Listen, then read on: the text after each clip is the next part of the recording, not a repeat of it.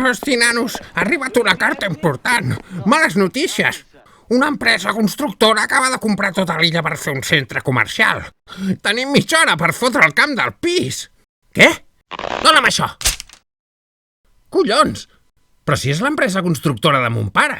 No em fotis. Quin mal karma. Tranquil, segur que aquí hi ha d'haver un error. Sí, digui. Qui és? Quin fill? Qui parla? Charlie? Sí! Charlie, fill! Què passa, col·legui? Com va tot? Com dius? El teu edifici? Ostres! No recordava que vivies per allà. Ja, sí. Quina pena. Bé, xaval, t'entenc molt, però ara t'he de deixar.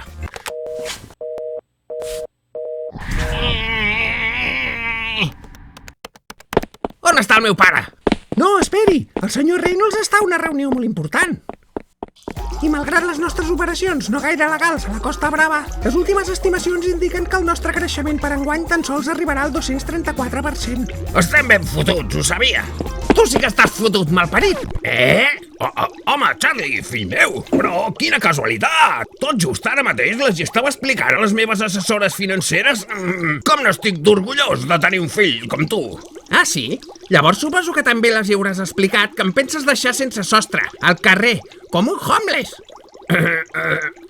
Val, fill meu, però com pots pensar això de mi? Com? Si he fet alguna cosa malament, perdona'm, fill meu, jo també sóc un ésser humà.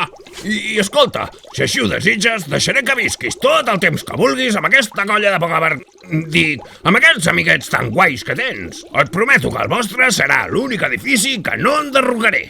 Vaja, gràcies, papa. Ai, per Déu, quin home més sensible. I ja cal que li donem les gràcies al teu vell. De la que ens hem lliurat, col·lega. Ja ho veus. Ei, nanos, ha arribat una altra carta. Sembla important.